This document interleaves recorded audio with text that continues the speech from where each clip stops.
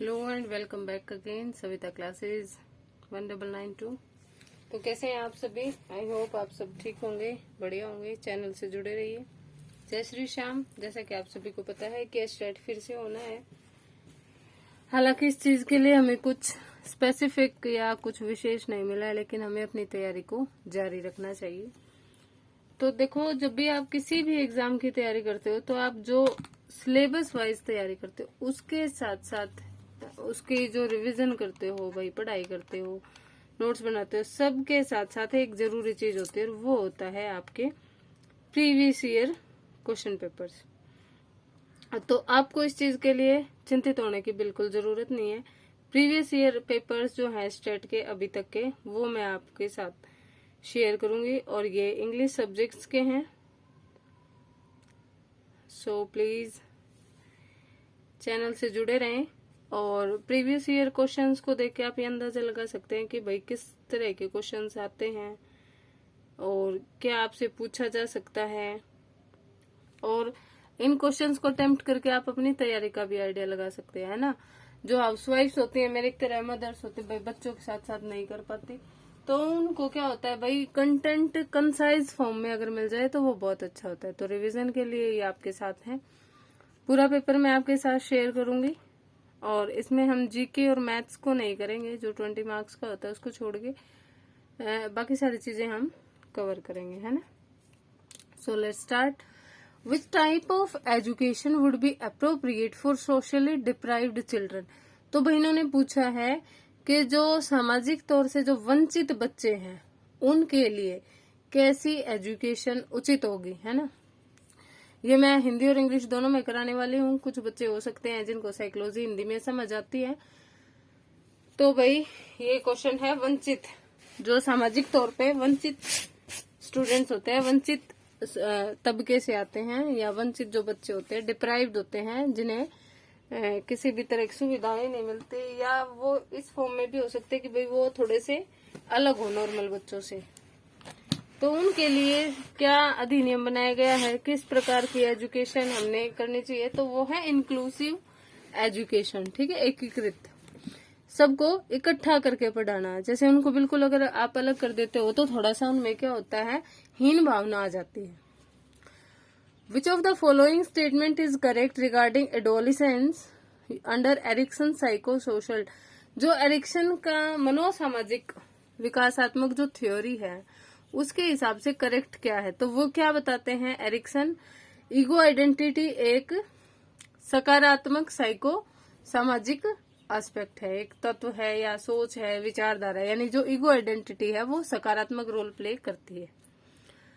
Which of the following characteristics is not seen in a creative child. Creative child में आपको क्या नहीं दिखता? देखो भाई, क्रिएटिव चाइल्ड में आपको डाइवर्जेंट थिंकिंग दिखेगी, ऑब्वियस सी बात है।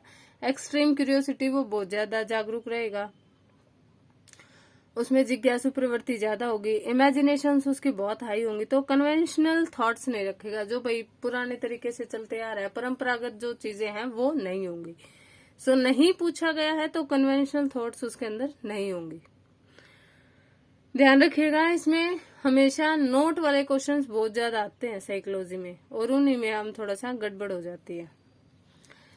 Which of the following characters does not have positive effect on the process of socialization। अब जो सामाजिकता की प्रोसेस है, जो प्रक्रिया है, उसमें किस इनमें से जो सारी चीजें हैं इनमें से किसका एक सकारात्मक प्रभाव नहीं होगा। सोशली अप्रूव्ड भी है, भाई जो समाज ने अप्रूव कर दिया वो तो अच्छा ही है। प्लेइंग अप्रूव्ड सोशल रूल्स, ऐसे खेल खेलना जो सोशल रूल्स जिनको अप्रूव करते हैं। सोशल एटीट्यूड को डेवलप करना, सामाजिक भाई प्रवृत्ति अभिवृत्ति को डेवलप करना। तो development of social prejudice, prejudice होता है पूर्वाग्रह, पहले से जो मन में बना होता है एक, है ना, तो उसको कहते हैं पूर्वाग्रह। तो सामाजिक पूर्वाग्रहों से जब आप विकास होता है तो वो सोशल आपकी सामाजिकता पे नेगेटिव इम्पैक्ट डालते हैं। जो वाइगोट्स्की का है जोन ऑफ प्रोक्सिमल डेवलपमेंट, यानी सीमांत विकास का क्षेत्र इसको हम कह सकते हैं। तो ये क्या होता है, देखो ZPD वाइगोट्स्की में बहुत इंपॉर्टेंट होता है। और ये क्या होता है कि what the child can do with guidance of knowledgeable person, यानी किसी अपने से ज्यादा नॉलेजेबल पर्सन की मदद से बच्चा जो कर सकता है वो क्या होता है, जेडपीडी के अंडर आता है। नेक्स्ट क्वेश्चन आपका कहता है, if a learner does not achieve the aspect expected performance what type of testing is done to find out the reason. देखो, जब एक लर्नर है, जैसे आप और हम हैं, हम सभी प्यूपिल टीचर हैं, तो हम लर्निंग भी कर रहे हैं ना, तो हम लर्नर्स हैं। तो जब एक लर्नर है वो भाई जो उम्मीद की जाती है उतना रिजल्ट नहीं ला पाता, उस परिणाम को प्राप्त नहीं कर पाता, तो किस टाइप का टेस्ट किया जाता है, तो वो डायग्नोस्टिक होता है ना, पता करने के लिए। Inclusion is not confined to disable but it also mean no exclusion of any child. देखो, जो इंक्लूजन है, एकीकरण है, जो एकीकरण जो कार्यक्रम लगाया गया है वो सिर्फ डिसेबल्ड के लिए नहीं है, यानी जो दिव्यांग बच्चे हैं या जो अपंग बच्चे, सिर्फ उनके लिए नहीं है, बट इसका मतलब ये भी है कि किसी भी बच्चे का एक्सक्लूजन ना हो, उसे बाहर ना निकाला जाए। तो ये मीनिंग इंक्लूसिव की कहाँ दी गई है, ये एनसीएफ 2005 नेशनल करिकुलम फ्रेमवर्क 2005 में दी गई है। Which type of changes occur in growth and development. देखो, ग्रोथ और डेवलपमेंट दोनों में पूछे हैं, तो आपको कुछ ज्यादा दिमाग नहीं लगाना है। बॉडी साइज में होता है, तो वो आपकी क्या होती है, विकास, बॉडी प्रोपोर्शन बढ़ता है ना। डिसअपियरेंस, पुराने फीचर्स गायब हो जाते हैं और नए फीचर्स आ जाते हैं। तो ये वृद्धि और विकास में ये दोनों चीजें होती हैं। अगला क्वेश्चन कहता है कि कौन सी स्टेटमेंट जो है पॉजिटिव इफेक्ट नहीं डालेगी अभिप्रेरणा से, जो लर्निंग पे है।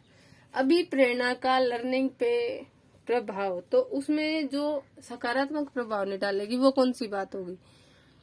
तो फर्स्ट वाली ही बात है ये कि मोटिवेशन इम्पेयर करती है, यानी बाधित करती है सीखने वाले व्यवहार को। तो ऐसा नहीं होता, जो प्रेरणा होती है, अभिप्रेरणा होती है, वो हमें प्रेरित करती है।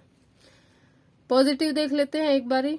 Motivation provide definite direction to learning behaviour. जो अभिप्रेरणा है वो आपको एक निश्चित दिशा प्रदान करती है लर्निंग बिहेवियर के लिए। मोटिवेशन एनर्जाइज करती है, यानी उसको स्पीड अप करती है, थोड़ा कैटलाइज करती है। जो उत्प्रेरक नहीं होते हैं, हमारे काम करने की स्पीड को बढ़ा देते हैं, तो यही मोटिवेशन एक उत्प्रेरक का काम करती है।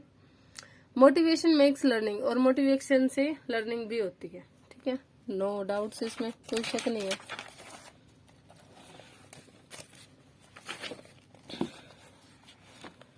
चलिए आ जाते हैं नेक्स्ट पोर्शन पे। Stages of morality with their level. नैतिकता के स्तर को उनके स्तर से, लेवल से मैच करना है। ठीक है, कोलबर्ग की जो नैतिक विकास की थ्योरी है उसके हिसाब से। तो good interpersonal relation second level पे बनते हैं। इंडिविजुअलिज्म एंड एक्सचेंज, ये मेमोरी के मोरालिटी के पहले लेवल पे होता है। और सोशल कॉन्ट्रैक्ट और इंडिविजुअल राइट और यूनिवर्सल प्रिंसिपल, ये दोनों चीजें आपकी थर्ड लेवल पे होंगे, रिफ्लेक्टिव पे। ठीक है, sorry. When the learner learns a task automatically without any desire और पर्पज। देखो, जब आप कोई कार्य सीख जाते हो, भाई आपका कोई उद्देश्य नहीं होता, लेकिन हम ऑटोमेटिक उसे सीख जाते, तो वो इंसिडेंटल लर्निंग होता है। कौन सी स्टेटमेंट ट्रू नहीं है बायोलॉजिकल मोटिव्स में लेके। देखो, यूनिवर्सल होते हैं, सब जगह होते हैं एक जैसे। They are inborn, by birth वो हो जाते हैं। They are essential to survival, और जीवित रहने के लिए वो बहुत जरूरी, क्या सबसे जरूरी होते हैं, है ना।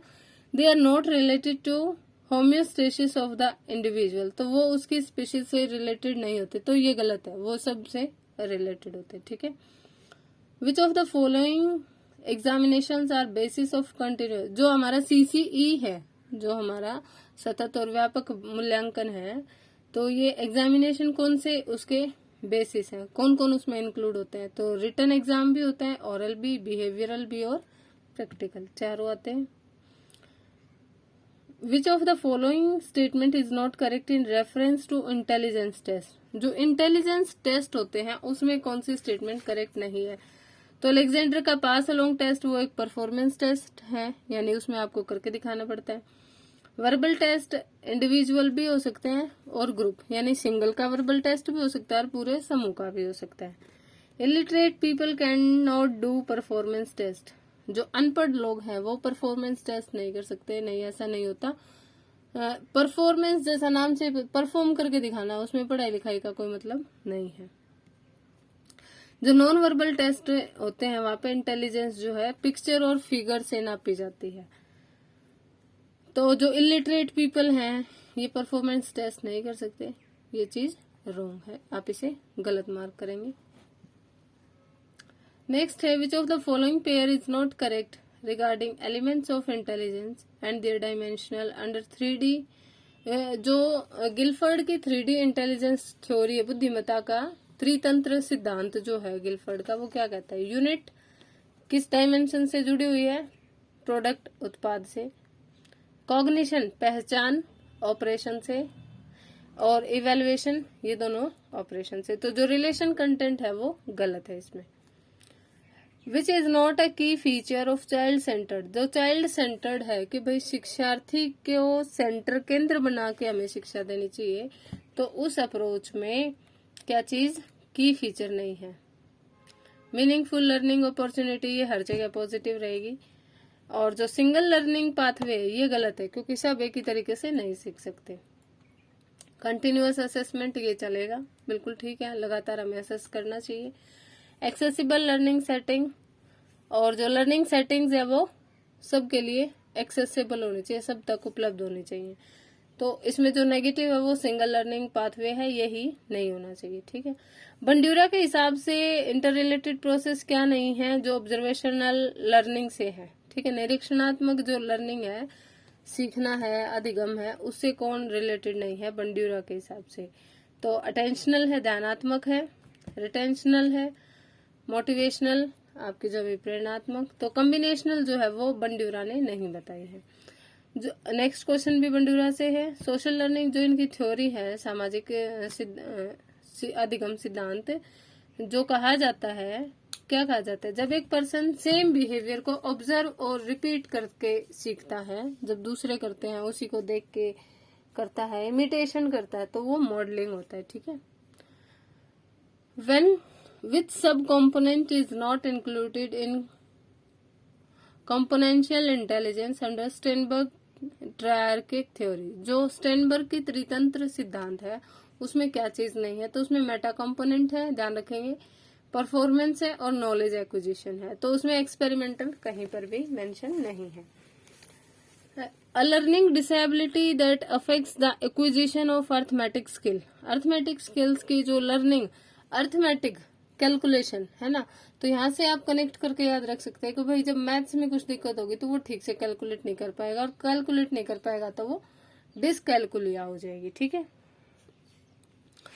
तो आपने सीक्वेंस बताना है अगले क्वेश्चन में। फ्रायड का जो साइको सेक्सुअल डेवलपमेंट थ्योरी है, जो फ्रायड की है, मनोलैंगिक जो विकासात्मक थ्योरी है, वो क्या कहते हैं? तो वो स्टेज बताती, पहले आपकी ओरल स्टेज होती, फिर एनल, फिर फेलिक स्टेज आ जाती है, उसके बाद लेटेंसी और लास्ट में जेनिटल, ठीक है। यानी एक जेंटलमैन बन जाते हो, ये याद रख लेना। OAPLG मैंने एक शॉर्ट फॉर्म ओ आ पलग लगा दे, ओ आ पलग। तो ओ आ प्लग से आप याद रख सकते हैं, ओ से oral, anal, phallic, latency and genital. I don't like, मुझे नहीं पता भाई आप में से कितनों को ये अच्छा लगेगा, बट मैंने एक कोड बनाया है जो थोड़ा सा हेल्पफुल होता है।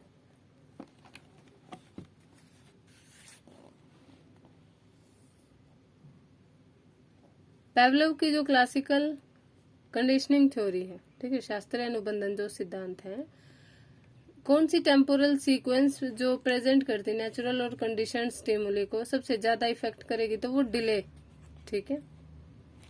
यानी किसी भी चीज में आप डिले करोगे तो वो उसको सबसे ज्यादा प्रभावित करेगा। पियाजे की जो कॉग्निटिव डेवलपमेंट थ्योरी है, एबिलिटी जो है एब्स्ट्रैक्ट थिंकिंग है ना, अमूर्त चिंतन की जो चीज है और जनरलाइजेशन सब में समाहित करने की जो क्षमता है, वो कब होती है? वो फॉर्मल ऑपरेशनल में होती है। Which of the following educational arrangement should not be made. Talented students के लिए क्या नहीं करना चाहिए? देखो अपॉर्चुनिटीज तो ऑब्वियसली बात है होनी चाहिए टैलेंटेड के लिए या क्रिएटिव के लिए, है ना। एक्सेलरेशन उनको एक्सेलरेट करना चाहिए, बढ़ाने के लिए, एनरिचमेंट प्रोग्राम भी। तो रेमेडियल टीचिंग उनके लिए नहीं जरूरी, रेमेडियल उनके लिए होती है जो सीखने में थोड़े पिछड़े हुए बच्चे होते हैं।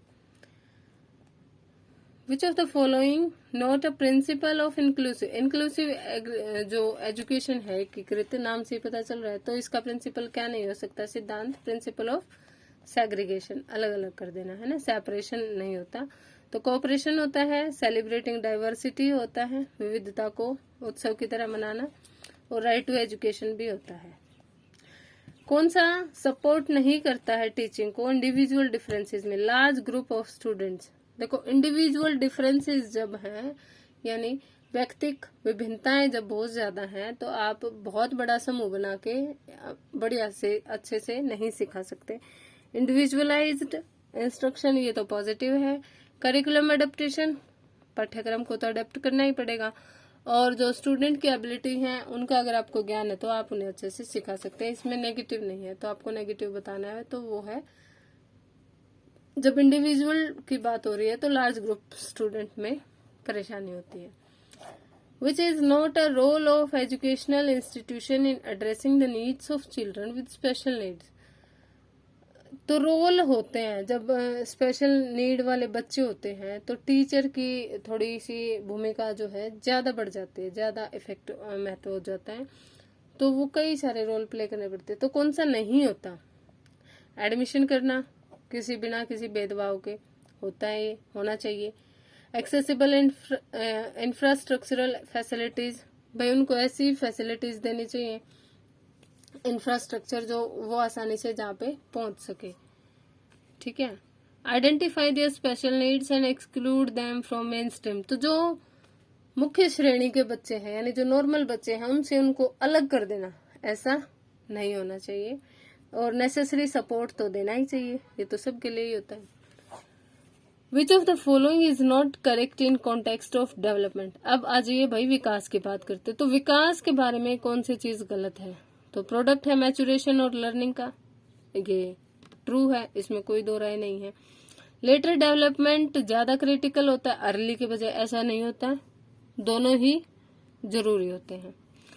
प्रोसीड करता है हेड टू फुट, जो हमने पढ़ा है ना मस्तक अधोमुखी सिद्धांत, वो क्या कहता है कि पहले ब्रेन डेवलप होता है, हेड डेवलप होता है और बाद में शरीर के बाकी पार्ट्स। और develop central axis to extremities, केंद्राभिमुख, केंद्र से बाहर की तरफ विकास होता है।